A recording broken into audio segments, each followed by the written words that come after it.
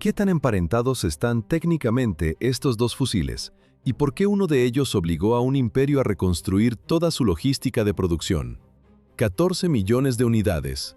Esa es la cifra del Kar-98K. El fusil de cerrojo fue la verdadera espina dorsal de la Wehrmacht. La propaganda nazi vendió una imagen distinta. Soldados equipados con ametralladoras modernas y subfusiles MP-40. La realidad era más lenta y pesada. ¿Por qué la propaganda ocultaba la base del poder de fuego de la infantería? La respuesta está en la capacidad industrial. Los automáticos eran demasiado caros. El soldado alemán dependía de un mecanismo de 1898. Un movimiento manual para cada disparo. Escucha el sonido. Un golpe seco de metal contra metal al acoplar el cerrojo. Lento, tosco. Mientras tanto, las cifras de las armas modernas eran apenas una estadística marginal. Unos pocos miles de FG-42 o G-43 frente a una marea de madera y acero antiguo. El poder de fuego real no estaba en el fusilero, sino en las ametralladoras MG-34 y MG-42. Eran piezas de ingeniería soberbias, pero tenían un límite físico. Eran armas servidas por equipos, demasiado pesadas y voluminosas para el combate cercano. Era técnicamente imposible realizar una limpieza de habitaciones utilizando ametralladoras pesadas. La potencia del fusil Mauser de 1898 era un anacronismo balístico. El cartucho de 8 x 57 mm Mauser pesaba 27 gramos, una masa excesiva para el combate moderno. El soldado cargaba un peso muerto que limitaba su capacidad de fuego sostenido en el cuerpo a cuerpo. El proyectil salía del cañón con energía suficiente para abatir un blanco a 1000 metros. Era una precisión quirúrgica, pero inútil en las ruinas de las ciudades. El tirador disparaba. El cerrojo del Kar-98K retrocedía con un golpe metálico seco. El soldado giraba la muñeca, extraía la vaina y volvía a aseptizar el mecanismo. Era demasiado lento. Mientras el alemán operaba su fusil manual, la guerra se movía a una velocidad distinta. ¿Por qué fallaba el sistema en las distancias cortas? Los subfusiles de calibre de pistola eran la respuesta inmediata, pero tenían un límite físico insalvable. Al cruzar la marca de las 50 yardas, la pesada bala de 9 milímetros perdía velocidad drásticamente. La trayectoria se desplomaba. El proyectil caía al suelo antes de alcanzar un objetivo a media distancia. La matemática del frente reveló una brecha táctica mortal. Las estadísticas demostraron que la mayoría de los contactos de fuego ocurrían por debajo de las 300 yardas. En ese espacio, el fusil de cerrojo era demasiado lento y el subfusil demasiado débil. Entre las 50 y las 300 yardas existía una zona muerta donde ninguna arma del arsenal alemán era eficaz. Incluso los intentos con fusiles semiautomáticos como el Gewehr 43 fracasaron en solucionar el problema de fondo. Seguían utilizando el mismo cartucho pesado diseñado para distancias de 1 kilómetro. Era un exceso de potencia innecesario. Ante este vacío balístico, el alto mando alemán ordenó el desarrollo de un concepto radicalmente distinto, el cartucho intermedio. La matemática de las distancias exigía un cambio físico en el armamento. En 1938, los ingenieros tomaron el cartucho estándar de 8 x 57 milímetros y cortaron lo innecesario. ¿Cómo llenar el vacío balístico sin crear nuevas líneas de producción? La respuesta fue acortar la vaina original de 57 a 33 milímetros. Esta idea no era nueva. En 1918, el capitán Pederit ya advertía que los rifles estándar desperdiciaban energía en rangos impracticables. Propuso un proyectil corto y un arma más rápida. El alto mando lo ignoró. Tenían los nuevos subfusiles y no querían gastar más. 20 años después, la realidad de los combates urbanos impuso su lógica. El nuevo cartucho 7.92 x 33 Kurs fue adoptado oficialmente en 1941. Al reducir la longitud de la vaina en 24 milímetros, el ejército ahorró miles de toneladas de latón. Lo hicieron sin modificar el calibre de la maquinaria pesada en las fábricas. Fue una ingeniería de compromiso puro. La física cambió drásticamente. La bala salía del cañón a 700 metros por segundo. Era más lenta que el proyectil de Mauser, pero mucho más letal que cualquier calibre de pistola. El retroceso disminuyó. El fuego automático desde el hombro se volvió controlable por primera vez. Lograron una trayectoria plana y energía suficiente para el combate real. El límite de eficacia balística se fijó exactamente en los 500 metros. El nuevo cartucho de 33 milímetros carecía de utilidad sin una plataforma. En 1942, Hugo Schmeisser integró esta munición en el MKB-42. ¿Por qué sustituir la madera y el fresado complejo por acero estampado? El arma debía fabricarse por millones. El prototipo de la competencia, el modelo W, utilizaba un pistón de gas anular que rodeaba el cañón, un diseño complejo. Schmeisser eligió la eficiencia sobre la sofisticación. Su modelo H utilizaba un pistón de gas situado sobre el cañón. Los gases del disparo empujaban el pistón hacia atrás. El cerrojo basculante desbloqueaba la recámara. Un nuevo cartucho entraba en el ciclo. El mecanismo era rítmico y violento. Para el modo automático, el arma disparaba a cerrojo abierto para facilitar la refrigeración. En tiro semiautomático, lo hacía a cerrojo cerrado para ganar precisión.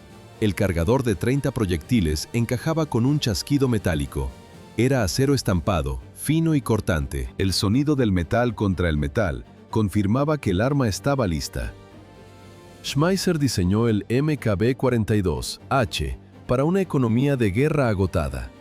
La fabricación mediante estampado de chapa reducía las horas de trabajo a la mitad.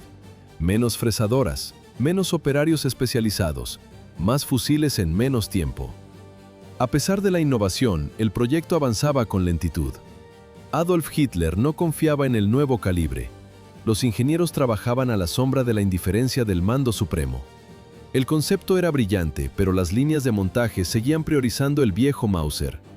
La tecnología superaba a la logística de un Reich bajo los bombardeos. 500 disparos por minuto, 5 kilos de acero y madera, 30 cartuchos en el cargador.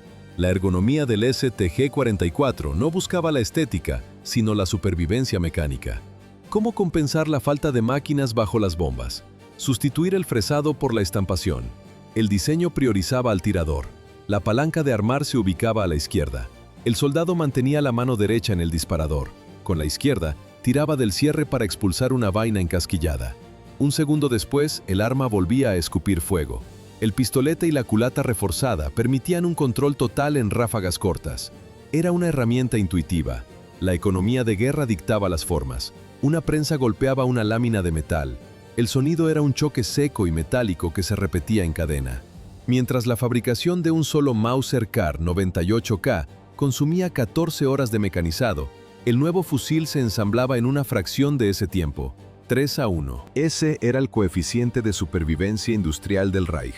Por cada viejo fusil de cerrojo que salía de las fábricas, los alemanes podían poner en el frente 3 o 4 unidades del STG-44. Era una carrera contra los bombarderos aliados que demolían los centros logísticos. El peso de 5 kilogramos castigaba el hombro, pero la potencia de fuego justificaba el esfuerzo. La precisión a media distancia era letal. La tecnología de estampado salvaba recursos críticos. Todo lo superfluo desapareció para acelerar el ritmo del mazo. Los ingenieros eliminaron los soportes para lanzagranadas y miras telescópicas del diseño final. Incluso se descartó el anclaje para la bayoneta para no detener la cinta transportadora. Pero el ahorro de la estampación no servía de nada sin una mecánica capaz de resistir el lodo del frente oriental. Las pruebas de combate en 1943 dictaron la sentencia final. 2 prototipos se enfrentaron en las trincheras, el modelo H de Henel y el modelo W de Walter. La estadística de bajas y fallos mecánicos favoreció rápidamente al diseño de Hugo Schmeisser. El modelo H demostró ser más robusto, más fiable. Los soldados en primera línea exigieron cambios inmediatos. El mayor problema era la suciedad. El hollín de la pólvora y el barro de las zanjas bloqueaban los mecanismos que disparaban con el cerrojo abierto. Los ingenieros analizaron los informes y rediseñaron el arma para que disparara con el cerrojo cerrado. ¿Por qué era vital este cambio técnico? Porque evitaba que el polvo entrara en la recámara antes del disparo. Además, estabilizaba el cañón, aumentando la precisión en modo semiautomático. Esta decisión de 1943 estableció el estándar mecánico que dominaría los fusiles de asalto durante las siguientes 8 décadas. La urgencia de la guerra forzó un híbrido. Los diseñadores tomaron el sistema de gases del modelo H y lo fusionaron con los mejores componentes internos del modelo W. El resultado recibió el nombre oficial de Maschinenpistole 43. Los técnicos unificaron los planos de ambos prototipos para crear una sola cadena de montaje. El alto mando en Berlín ignoraba una orden directa: Adolf Hitler había prohibido cualquier desarrollo de fusiles con calibres nuevos. Para el dictador, solo existían dos caminos: la potencia bruta del cartucho Mauser de 7,92 milímetros o la cadencia del subfusil MP-40. Cualquier punto intermedio era una debilidad innecesaria. ¿Por qué camuflar un fusil de asalto bajo el nombre de un ligero subfusil? Para garantizar la financiación esquivando un veto político absoluto. El Departamento de Armamento del Ejército, la Heereswaffenamt, activó una maniobra de distracción burocrática. Utilizaron índices de proyectos antiguos para ocultar el presupuesto de armas prohibidas. En los papeles figuraba el desarrollo de una nueva variante de pistola ametralladora. En los talleres nacía el concepto que cambiaría la infantería para siempre. La realidad era un complejo sistema de armas bajo un cartucho intermedio. El informe oficial decía simplemente MP-43. La mentira funcionó hasta que la logística chocó con la realidad del frente. Un general, ignorando que el proyecto era un secreto para el Führer, elogió la nueva arma ante él. Exigió más unidades de ese modelo superior que estaban probando sus hombres. Hitler descubrió el engaño y ordenó una demostración inmediata. Tras disparar el arma, el escepticismo desapareció. Los informes de combate confirmaban una superioridad táctica abrumadora. El dictador no solo levantó la prohibición, sino que buscó capitalizar el éxito. El pragmatismo técnico fue sepultado por la propaganda. El nombre MP-43 murió para dar paso a un término más agresivo y teatral: Sturmgewehr, fusil de asalto. 1944. El mando alemán ignoró las leyes de la balística. Tras estandarizar el Sturmgewehr 44, la Oficina de Armamento inició experimentos que desafiaban la física elemental. El objetivo era simple: disparar desde la seguridad de un blindado o tras una esquina sin exponer la cabeza del tirador. ¿Cuánto resiste el acero si obligas a una bala a cambiar de trayectoria? Exactamente 300 disparos. La solución fue el Krumlauf, un dispositivo curvo acoplado al cañón original. El proyectil de 7,92 por 33 milímetros salía de la recámara a toda velocidad. Al llegar a la sección curva, la bala chocaba contra la pared interna de acero. El plomo se aplastaba contra la camisa. La energía de 1900 julios generaba una presión radial devastadora. La fricción era extrema. Tras una ráfaga corta, la nuca del accesorio desprendía un olor a metal recalentado y aceite quemado. Los ingenieros probaron tres ángulos: 30, 45 y 90 grados. En la versión de 30 grados, el proyectil sobrevivía a la deformación. El soldado apuntaba mediante un periscopio rudimentario acoplado al cañón. Era posible abatir un blanco humano a 100 metros. Pero el esfuerzo mecánico era insostenible. Microfisuras invisibles recorrían la estructura del adaptador hasta que el acero cedía.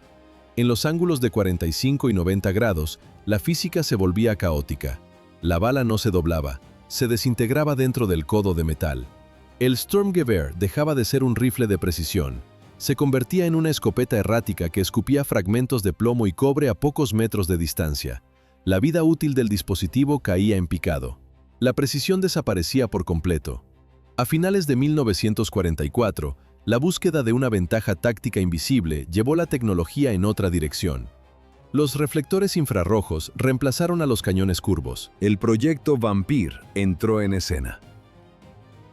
El diseño del ZG-1229 Vampir ignoraba la ergonomía.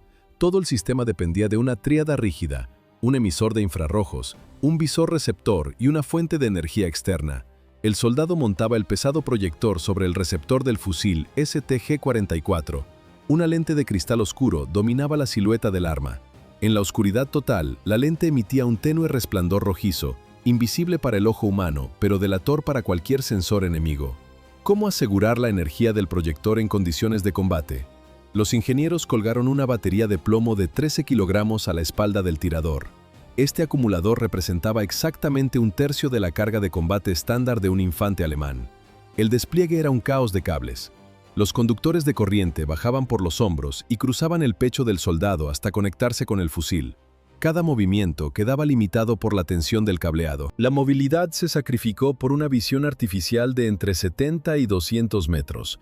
La tecnología superaba la resistencia del operador. El peso del equipo convertía el acecho nocturno en una tortura física. A pesar de su complejidad, la producción fue marginal. Entre finales de 1944 y los primeros meses de 1945, la industria alemana entregó apenas 300 unidades. 820 millones de cartuchos. Esa fue la escala de producción del calibre 7.92 por 33 milímetros en solo 3 años. Una cifra que garantizó la supervivencia del fusil mucho más allá de la caída del Tercer Reich. Décadas después, en 2012, brigadas rebeldes en Alepo abrieron contenedores de transporte abandonados. Encontraron 5.000 unidades del STG-44. Las armas, con sus cajones de mecanismos de acero estampado cubiertos de polvo y óxido, volvieron a disparar en la Guerra Civil Siria. La ingeniería de 1944 seguía operativa en pleno siglo XXI. ¿Fue el STG el verdadero padre del AK-47? Los soviéticos no solo capturaron fusiles, capturaron cerebros. En 1946, la administración militar soviética trasladó a Hugo Schmeisser a la ciudad de Izhevsk.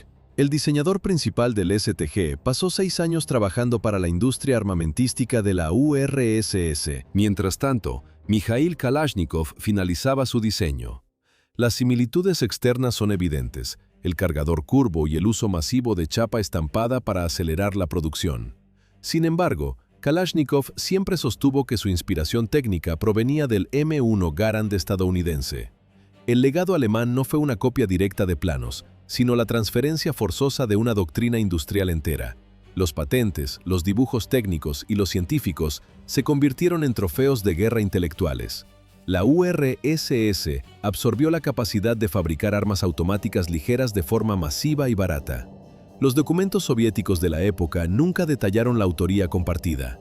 Hugo Schmeisser mantuvo su estatus de especialista alemán bajo vigilancia en las plantas de Izhevsk. El cargador curvo y el acero estampado crean una ilusión óptica. A simple vista, el AK-47 parece un clon del fusil alemán, pero la ingeniería bajo la cubierta cuenta otra historia. ¿Copió Kalashnikov la mecánica alemana?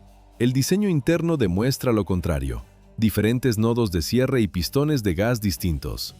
Mientras Hugo Schmeisser trabajaba en las plantas soviéticas, los ingenieros de la URSS no diseccionaban el arma, sino la doctrina del cartucho intermedio. Estudiaron el Mauser acortado y el .30 carbín estadounidense. El resultado fue el 7.62 por 39 milímetros, un proyectil diseñado para la guerra total. La ráfaga soviética suena distinta. El portacerrojo del AK-47 retrocede con un pistón de gas de carrera larga. El mecanismo gira, el metal choca.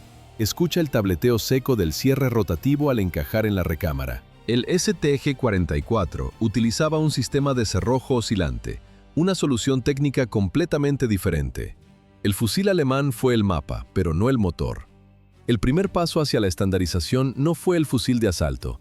Primero llegó el SKS-45, una carabina semiautomática. Solo después, en 1947, nació el AK-47. No era una copia literal, sino una evolución de la ergonomía y la producción en masa. Hoy, este calibre se fabrica en más de 50 países. Es el monopolio absoluto del mercado bélico global. Es el cartucho más letal de la historia humana. El triunfo soviético del AK-47 fue posible porque Alemania demostró primero la eficacia de la doctrina del arma universal en combate real. No era una mejora, era una mutación. Los aliados tropezaron con el STG-44 tras el desembarco de Normandía. El impacto fue inmediato. Los soldados estadounidenses y británicos recolectaban los fusiles capturados. Los usaban hasta agotar el último cartucho alemán. ¿Era el STG-44 una pieza única en su tipo? No exactamente. Washington seguía una lógica similar con el M1 Carbine y su munición .30. Pero los números dictaban la sentencia en el barro. El cartucho estadounidense generaba 1.300 julios de energía en boca, un rendimiento balístico limitado. El 7.92 por 33 milímetros alemán superaba los 1.900 julios. El M1 Carbine se comportaba como una pistola de largo alcance. El STG-44 perforaba como un fusil de guerra. La industria alemana agonizaba bajo las bombas. El acero escaseaba. Las fábricas colapsaban. 400.000 unidades. Esa fue la cifra final de producción del STG-44 antes de la caída. Un volumen sólido, pero insuficiente para detener el avance aliado desde dos frentes. El arma llegó para ganar batallas, pero el reloj ya había decidido el destino del Reich. El legado del fusil de asalto no fue el metal, sino la destrucción de la vieja táctica de infantería. Las potencias vencedoras diseccionaron los ejemplares capturados y lanzaron sus propios programas de desarrollo.